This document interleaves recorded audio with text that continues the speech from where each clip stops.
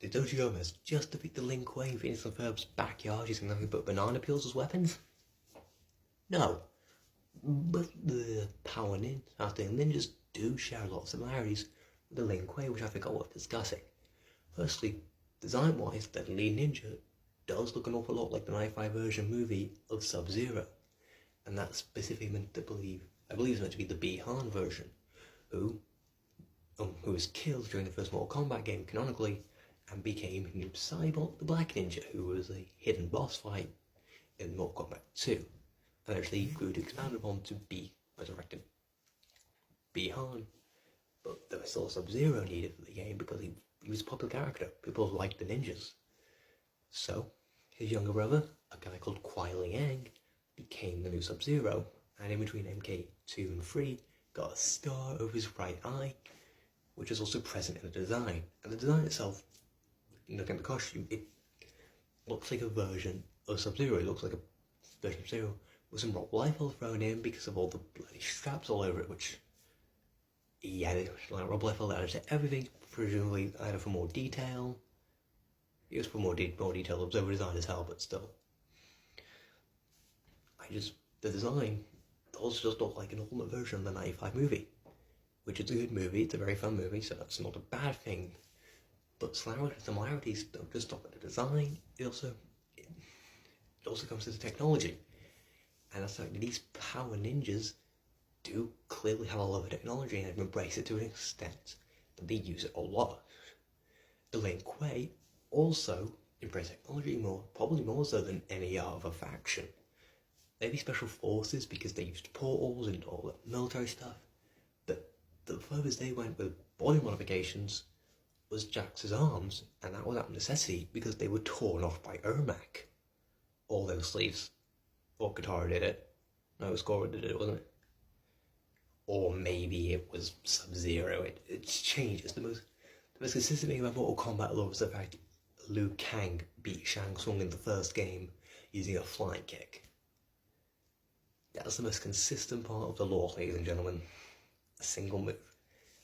Anyway, back to the Lin Kuei's embrace of technology. The former Grand Master, who was killed and then replaced by Sector, began a cyber initiative where he took individual ninjas and just they weren't ninjas, they were Lin Kuei, and put them into robot bodies.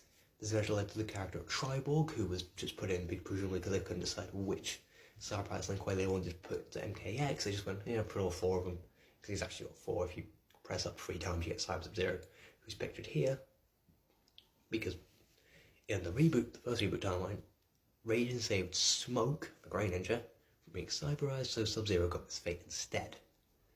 But was just like, oh, messed that one up, didn't I?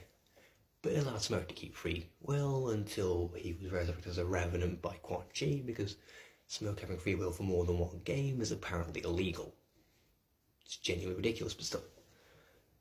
But Lin Kuei loves technology. They're just like, yes, let's embrace the future. And this is even in Mortal Kombat 11 when Frost took over and cyberized a bunch of people unwillingly, but they still cyberized. Frost didn't fully go with it, but she kept her head, kind of, even though one of her special moves is popping your head off and throwing it at someone to explode. Mortal Kombat's weird, but yeah. So I just think that's all very interesting that there's quite a few you can make quite a few connections between the limited knowledge we have about these ninjas and the more developed Lin Kuei. But the ninjas got defeated by just banana peels, kind of an embarrassing defeat. But maybe not the most embarrassing thing that could happen to a Lin Kuei. Because the Lin Kuei, if you play Sub-Zero, if you play against Sub-Zero and play as Borracho, whose name derives from the Spanish word borracho, meaning drunk, you can defeat it's very possible to defeat Sub-Zero by sitting on his face and farting, because Borracho debuted in Deadly Alliance, which is the first Mortal Kombat 3D game, as a drunken fool master. He was drunk, he was fat, he vomited, he farted, he was basically comic relief in a game which featured the main character of Mortal Kombat getting his neck snapped in the very introduction, the intro, which before you even play the game, you literally see Shang Tsung and Quan Chi, 2 sorcerers, go. And it's like, oh, dead. And then they put his body in like stone. like stone soldiers, like it's Ninjago or something. It's just whoa. But let's just Boruto. Boruto's a bit more popular now because, well, they've developed his character a bit more. He's even had some interest back then with him being from Outworld, and it developed a tournament by saying if you enter the tournament, you'd enter for your realm. Which is why Boruto would never enter the tournament, because an Outworld would win, and then they take over Earth realm. It's complicated. Google it. It's interesting, but also completely BS, because if Shang Tsung were to win, because Shang Tsung's from Earth realm, but I'm not getting that now. But another embarrassing way Lin Kuei been defeated was when Sindel single-handedly killed a bunch of fan favorite characters, including Sub-Zero. And she also killed Striker, I guess. No, like Striker. He's just Striker's just some random cop who canonically defeats a massive four-armed tiger that breathes fire. It don't make it make sense. You can't. Striker just doesn't fit in the world, because Sonya and Jax have enhancements. Because Sonya's got those armbands, got armbands that shoot fire, purple rings, and Jax has got the arms, and Striker's armed with his gun, baton, stun, and maybe a grenade or two if you pick that moveset, but still. Yeah. I don't know how Striker Boys would survive, but still.